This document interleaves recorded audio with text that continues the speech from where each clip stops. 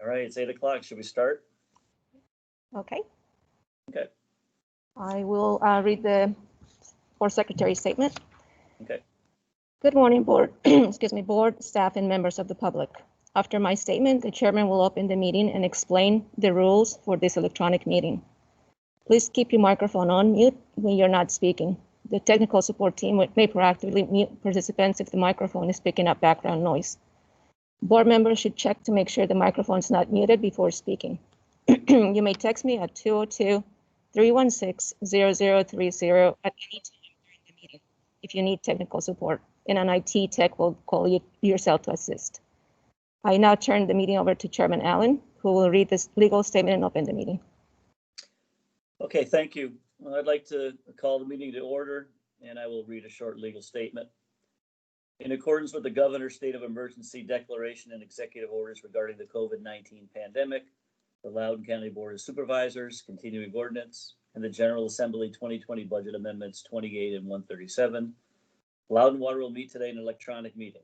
In compliance with these special procedures, only action items necessary to continue operations of Loudoun Water and the discharge of its lawful purposes, duties, and responsibilities will be discussed during today's meeting. Reports and other information are available on board docs. Public notice and meeting access information was provided on the Loudoun Water website. A recording of the meeting will be available in board docs at the following link, which is www.goboarddocs.com VA/LoudounWaterVA/board.nsf. With that, the meeting is open, and I would like an approval of the meeting agenda. I'll make a motion that we approve the agenda. Second. Okay. All right, roll call vote. Mr. Allen? Aye. Mr. Campbell? Aye. And I don't believe Mr. Kelly has joined yet. Okay. All right, the first action item on the list is a resolution of intent to revise other rates. I just joined. Excuse me. Sorry, I was on mute. Thank you, Mr. Kelly. All right. You want to vote to approve the agenda? Mr. Kelly? Yeah, I vote to approve the agenda. Yep. Okay, thank you. Thank you. Okay, the first action item is a resolution of intent to revise other rates, fees, and charges by Mr. Carnes. Good morning. Let's see here. So yes, the first item is to talk about proposed changes to other fees and charges. Michael, looks like I'm having a little trouble here.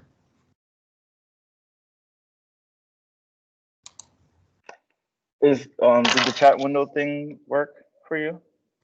Let me see. I tried that. Let's see if it works now. There you go. Okay, there we go. So just a quick background. We engaged Stantec Consulting, who is our rate consultants, to review certain ancillary fees to determine if those fees are set at a level that will recover our costs of providing those services. And if they're not, to recommend some modifications to bring those fees in line to cover the cost of service. So the fees we asked Stantec to review included plan review fees, inspection fees, connection charges, record drawing fees, and closed circuit television inspection fees. And I'll step through each one of those in the subsequent slides here. So the first one we were going to talk about is the plan review fees. They did recommend some modifications to this one. Currently, we have a minimum charge of $250, and they recommend removing the minimum charge and creating a base charge of $500. And then for water and reclaimed water, they recommend an increase in the per linear foot charge from 37 cents to 40 cents. And on the sewer side, increasing the per linear foot charge from 47 cents to 51 cents. Some of the drivers for that, the base charge will do a better job of recognizing the minimum cost that there is with completing a plan review. Oh, I see, Mr. Koblis, you have a question? Yeah, real quick, just don't understand. What's the difference between a base charge and a minimum charge? Does So the base the- charge mean it never changes? It's always $500? So yes, so the base charge is no matter how many linear feet there is, you will Okay, walk okay. in. Yeah, yeah. That's fine. Okay. Yes. So the base charge does a better job of just capturing that minimum cost. There's some administrative work that the engineers and the admin staff need to do just to complete a plan review, and this does a better job of capturing that. And this is consistency with how other jurisdictions handle plan review. And I did want to note that the per linear foot fee already does account for the revenue collected by the base charge, so they're not double paying. Stantec found out how much revenue we need to recover in order to cover our costs, and then figured out what our base charge revenue would be, and then subtracted that from the cost. So the cost we're recovering with the per linear foot fee is just the cost we need to recover with the per linear foot fee. Our land development staff has numerous touch points with developers along the way. They have pre-design meetings, status update meetings. They resolve issues to ensure the project's completed on time. They assist with meter release. We have fast track projects that our engineers work on. So they're very active with the developers along the way. Yes, Mr. Allen. Okay, so just to be clear, I'm confused. The base is $500, and if someone has 100 linear feet, it's going to be 40 cents times 100 linear feet. Yes, plus the base charge. Yep. Plus the base charge. So where is our cost recouped in just the base charge, or is our cost recouped in the base charge and the linear foot charge? It'll be both, but the linear feet. So we had how much we need to recover. Let's say it's $500,000, right? And then the base charge they figured out based on what our average number of plan reviews completed each year. That's how much revenue we could expect to increase or receive on base charges. Then, so let's say that was $300. They did the per linear foot charge, that calculation to recover the other $200,000. So do we make money in these plan review fees, or is it just designed to break even? It is designed to break even. Yep, this is strictly cost recovery. Yep. So this year we're probably losing money on it if we're only charging $250 and $37 a linear foot. Is that correct? That is correct. Yes. Okay. Thank you. You're welcome.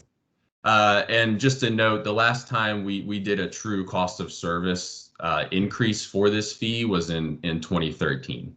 So it's been a while since we've done a really in-depth review of these charges.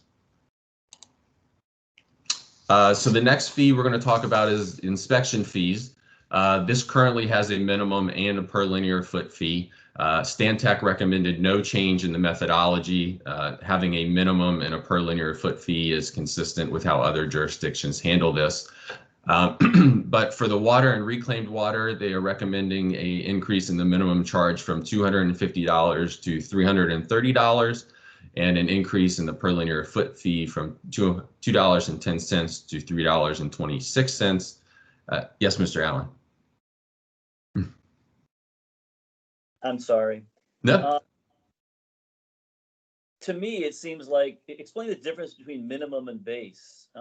Isn't a minimum fee in essence the same as a base fee? The minimum is more based on a per linear foot. So let's say they had 100 feet. That's what this minimum would be based on. So any project that came in with 50 feet, we would charge them 100 feet regardless. The base charge doesn't look at the linear foot. It really is. It doesn't matter how many linear feet you have. We have these costs that we need to recover no matter what. The minimum is really just if we have a small project that has less than 100 feet in this case. I got you. Thanks. Mr. Koblis. Yes, that is an incredible increase per linear foot. Yes, sir. This is just for inspections. I mean, yes. I'm thinking about a 10,000 foot. Well, I guess it wouldn't 10,000 feet of pipe. That's a lot of money. I mean, does it take that long to inspect the pipe? It just Well- seems like it should be a sliding scale, because once the inspector gets there, I don't know, I guess I'm pretending like I'm the public and looking at this and you know, a contractor going, oh my goodness, what happened here? So go ahead. No, I was just, so yeah, some of the drivers for this really are, again, this is a fee that has not been increased since 2013. Sorry, I'll just go to the next slide real quick. This is a fee that hasn't been increased since 2013. What our inspectors have found recently is that there have been more complex jobs on smaller pieces of land. So even though the linear footage that they're inspecting is not very high, they're spending more time on the site to assist the contractors along the way. Like our land development engineers, our inspectors are extremely hands-on and attend numerous meetings beyond just kind of what their duties call for. And they provide a lot of knowledge transfer to the developers and the contractors to make sure that their projects stay on track. I don't know if that answers your question, Mr. Kovacs. Well, I mean, I guess my question is more, why isn't it a sliding scale so that there is this minimum charge? I mean, and you know, we have it up to a certain amount of footage, and then it reduces after that. I understand the time is the time, but I just can't imagine the guy is going to spend the same percentage of time on 100 linear foot job as he is on a 10,000 linear foot job. I do think, Mr. Kovacs, you're probably right that there is some efficiency in the larger jobs, but at the same time, production for installation, when you get to those jobs that encompass a lot of pipe, and there's only so much production per day that a crew can achieve. So let's say on average it's about 250 feet per day of pipeline. That's going to be that many number of days, you know, times the, you know, divided by the total linear feet. So the bigger the job, the more time clearly will be spent on it. Not that there isn't some efficiency gain because of the pre-construction meetings and things like that. There is a little bit of that type of activity that we see a little bit of an economy of scale from, but I think it's hard to pull that out, I think. Brian, I would recommend that when this goes in front of the public, that we're very prepared with these numbers. Sure. Yes, sir.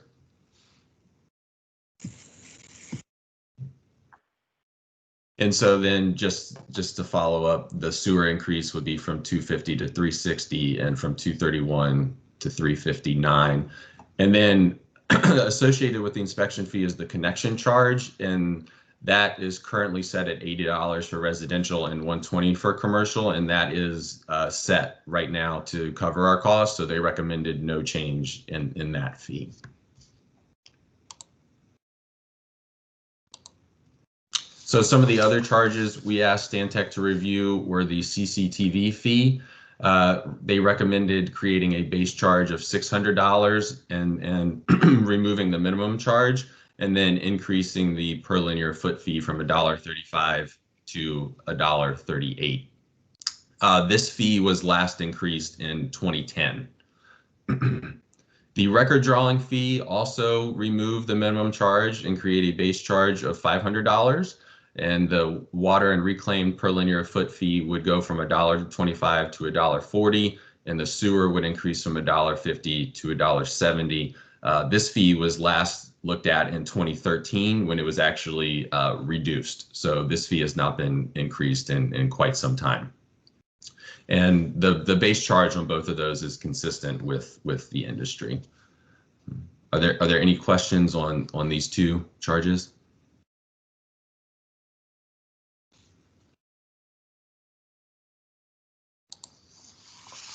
So in addition to those fees, we also asked Stantec to review how we assess availability charges for multifamily units. Currently, the rates, rules, and regulations allow for estimated flow, and we wanted to see what Stantec thought about that, if that was consistent with other jurisdictions. Prince William Service Authority and Fairfax Water both use a set percentage. They don't do estimated flow. So after looking at some of our data and what the industry does, they recommend imposing a consistent availability charge instead of estimated flow. And they recommend setting it at 65% of a single family availability charge. So that allows for consistency across all the units, and we are recommending that we do that going forward. Are there any questions about this? Yeah, what was it before? Well, I believe our recommendation was 65%, but the rates, rules, and regs allowed for estimated flow, so it could vary between the units. But I think we always kind of started at 65% and went from there. Okay. There are a couple administrative changes to the rates, rules, and regulations. If you approve the change to the availability charges, we would need to update those sections just to clarify that it would be at 65% and not estimated flow. And then there's a little bit of language in the connection charge and inspection fee that leaves it up for maybe a little bit of interpretation in when those fees are assessed. And so there's just a couple words we want to add to clarify the language to make sure that those are always assessed correctly. So yes, Mr. Campbell. Real quick, Brian, Fairfax and Prince William, they're at 65% as well, or? I believe they are actually at 80%. Okay. And do we expect to get a little bit more revenue out of a 65% assessment versus doing the estimates that we've done previously? Yes, I believe there were actually a couple earlier or maybe later last year that came in less than 65%. So yes, we should get a little bit more. Great, thanks. Mm-hmm. So next steps, if you approve these increases, the resolution will go to the full board on October 8th. If it's approved there, then we will advertise for 2 consecutive weeks. Then we will need to have a public hearing. It could be anytime around mid-November. The final resolution would then go to the board in December, and the new rates would be effective January 1st. With that, I'm happy to take any questions. Yeah, I have one other question. Thanks for presenting this. How much effort is it to put together 2 like real life scenarios, maybe like a small project, and just say, you know, under our current regime, here's what it would have cost, but you know, under this new scheme, here would be the increase, and then maybe pick a larger project and do the same exercise. Is that a lot of hassle for you guys if you were to do that? No, we can do that. Yes, sir. Yep. I think that might be helpful just for the public and maybe even for us, but I'm comfortable with this on its face.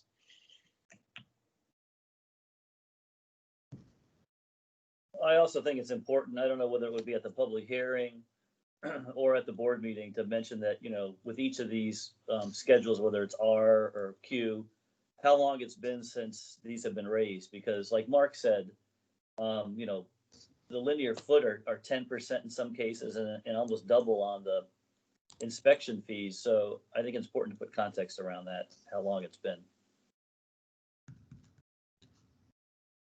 Okay, with that said, I had a question. I had a question. I don't know if you could see me raise my hand, but I'm waiting. Thanks, Brian. Yeah, I agree with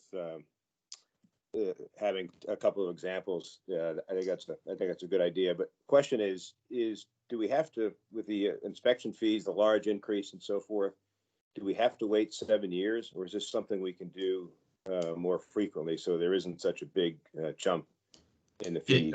Yes, we can definitely do this more frequently going forward. Okay, thank you. Good morning. I just wanted to add that, yes, I think this becomes part of our annual or 3-year independent rate study, so that we're looking at all fees every time. And I did want to mention, there's been a lot of outreach already to the industry about these proposed changes. And so this is not a surprise to them. In fact, Robin Bailey reached out to them even as late as last week to tell them that this resolution of intent was going to be presented to you today, and potentially then to the board next month. So there's been a lot of outreach. And so, again, no surprises.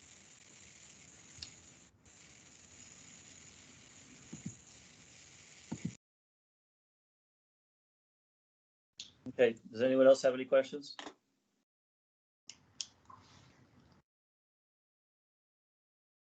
Okay. All right, so we need to make a motion, correct? Yes, sir. Okay. Can someone do that for me? Sure, I'll make a motion that we approve this, or I guess recommend approval to our board. Is that the process here? Yeah, are we sending it to consent or action? I think action. Okay. Yeah. I'll second. It's Sean, I'll second. Okay. Roll call vote. Mr. Allen, Aye.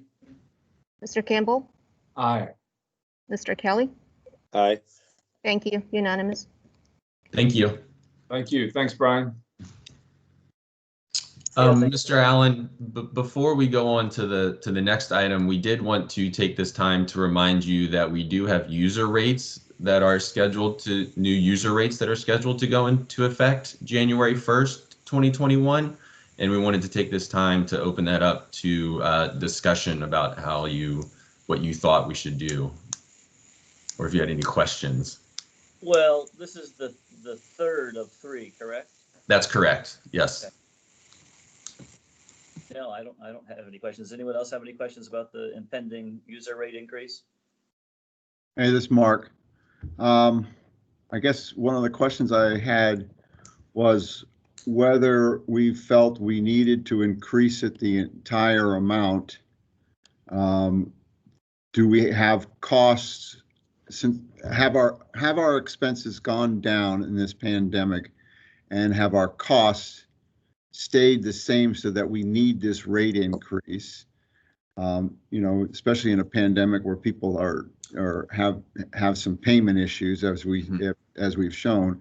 And should we maybe just something that's more on a nice level, saying that we were going to increase it by such and such, but we're only going to increase it 75% or 80%, just so that it's kind of a good thing, but only if we can afford it.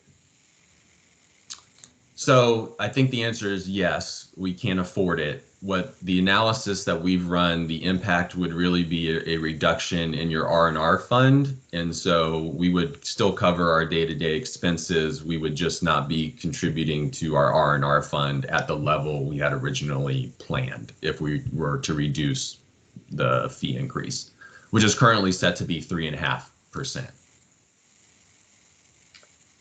So we could defer the whole 3.5% for 1 year if we wanted to. I don't know if we would want to defer the whole 3.5%. The analysis we ran was really on different reductions, not really. If we do a 0% increase, we really start to get close to not covering what we need to cover. And I would worry about rate coverage and things like that, debt coverage ratios and things like that if we completely eliminated it. I think the scenarios that Brian and I looked at were taking it to maybe 2.5 versus the 3.5. And that was about $1 million, right, Brian? That's correct, yes. If we reduce it by a percentage, it's about $1 million in revenue. This is really to get your feedback. I mean, from what I understand from Jonathan is we would not need to go to another public hearing if we reduce the amount of the increase, but we would need board action to do that. So the purpose of bringing it up now is really to get your feedback, sort of gauge what your thoughts are, And then we would need to bring it back as an action item as early as next month.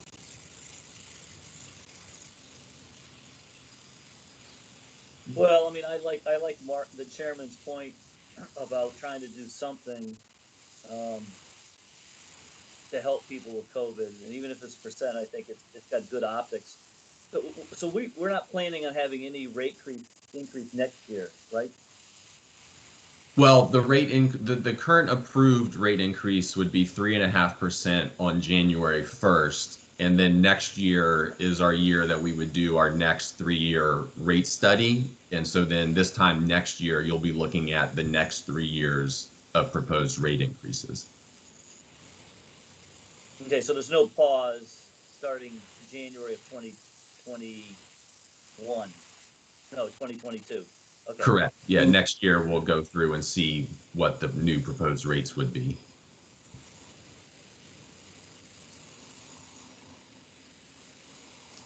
Well, I vote for doing something, but Okay. rather than nothing.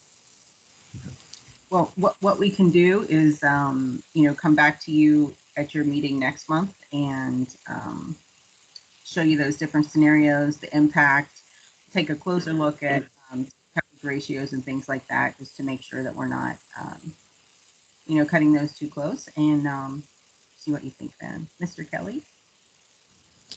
Yeah, thanks. Could we get an idea what the average bill is, and then what the increase would be to that bill? Yes. And So then actually, now, that would right. that, We can do that under the different scenarios as well.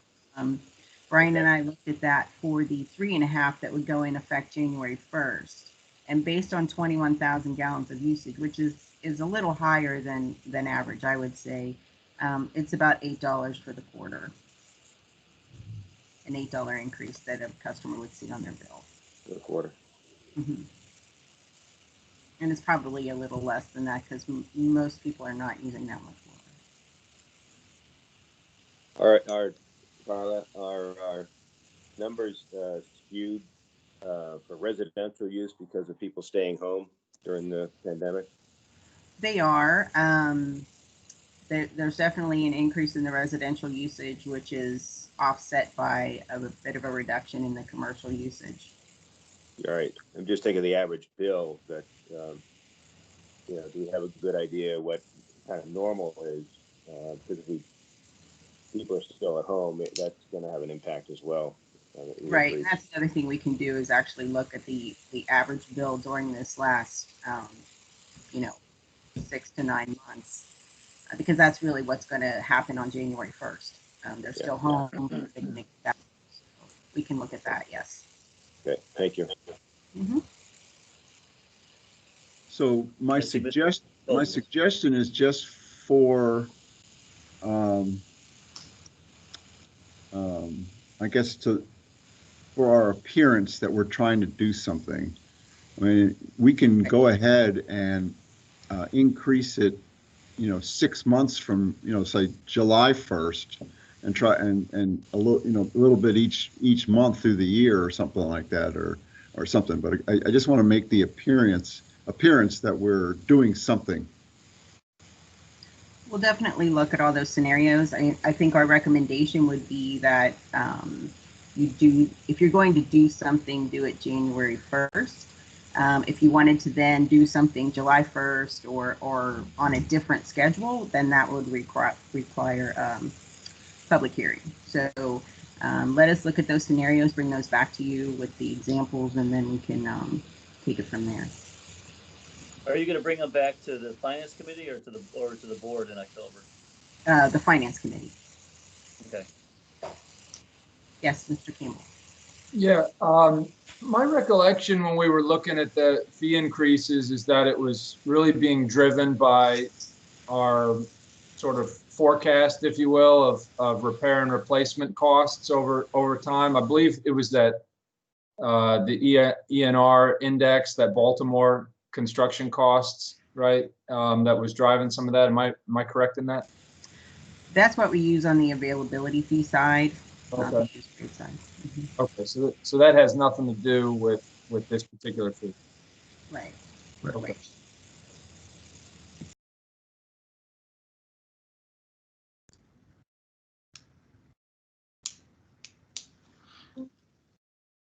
Okay, anyone else have any questions about the user rate increase? If not, we will move on to information educational items, the monthly financial summary by Mr. Carnes.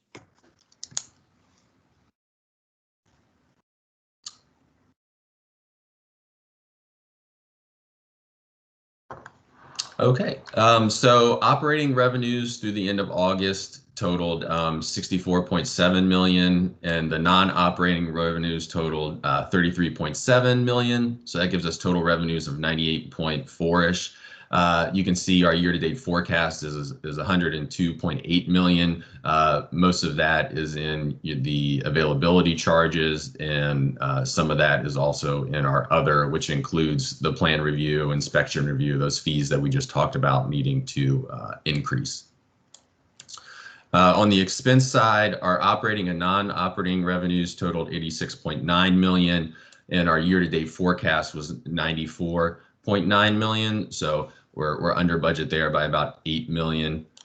Most of that is in the personnel, and then in electricity and training and just some other areas where we've reduced throughout the year. Capital contributions totaled 33.3 million, which resulted from 3.8 million in developer contributions and 26.5 million in availability charges. ERCs through the end of August, we were at 1,713, and you can see it's a little under our projection there. Still a lot driven by data center, 841 data centers, 120 commercial, and 752 residential connections. And as you can see, that's under where we have been historically.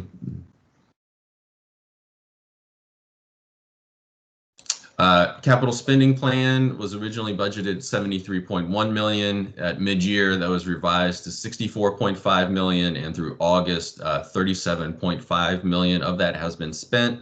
16.4 million of that was funded by user rates, and the remaining 21.1 million was funded by availability charges. And at the end of August, our cash equivalents and investments was 294 million, and the weighted average yield was 1.01. And with that, I'm happy to take any questions. Yes, Mr. Koblis. How much have we lost in non-payment? It's hard to say because, well, I would say right now our delinquent accounts is somewhere around $500,000. How much of that will actually end up not recovering, I'm not sure yet. But that's how much we have past due, is about $500,000. Is it getting worse? Is it getting better? Is it holding its own? It has gotten better.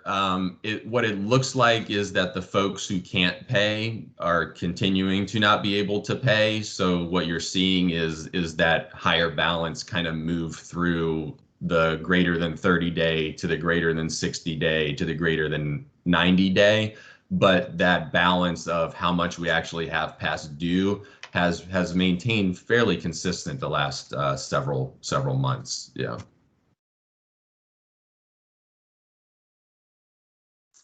Mr. Kelly? Yeah, Brian, are some of those folks on a payment plan that they've come to the authority and said, I can't pay the full amount, but I can pay something, or, some sort of forbearance or something like that? Or is it just all of it's past due? Well, we do have, I'm going to get my numbers a little off here, but I believe we have something around 500 customers that are on payment plans currently. I'm not sure if Sue Crosby's on the call and has a more updated number, but I believe we were around 500 customers last time. And we have sent out reminder notices, and we continue to send out reminder notices. And we've seen a great feedback from that as far as payments from those. I think about 60% of those customers who received reminder notices did pay. Have we modified our when we'll shut it off with people, giving them more time? So we're not doing disconnections right now at all, and there's no late fees. So really, Okay. it's just these reminder notices. Yeah. Okay, great. Thank you. Mm-hmm.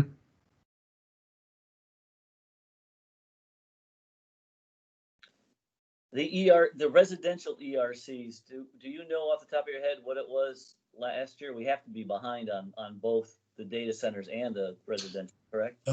We are. I don't know off the top of my head. I can get that for you, but yes, we are behind. Though I will say, in the last 2 months, we have seen more residential connections than kind of the commercial data center. So it seems like the uptick has been in residential. And as far as data centers, I mean, we know what's being built out there right now, and we know who have already paid connection fees. So do we kind of anticipate, do we have like a forward-looking number where we drive by and you see a data center that we know we're going to service, they haven't paid their availability fee yet, or they're in the planning process, we know we're going to get it. Do we have an idea of those numbers? Yes, we do. That was part of the reason why at mid-year we still felt like we were going to achieve our budget of 2,900 ERCs, even though we're a little under right now. Is the data center projections were that we would get some payments in the last quarter of this year, and there are some in the first half of next year that we are projected to receive as well. So yes, we do that forward projection.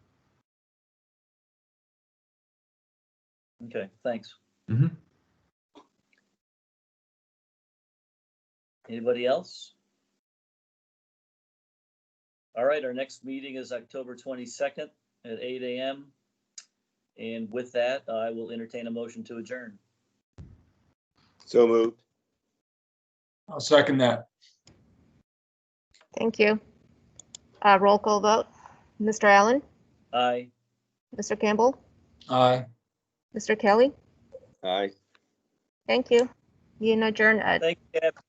Thanks, Thank Gavin, you. for filling in. Thanks, Gabby. You're Thanks, welcome. everyone. Thank you. Have a good day.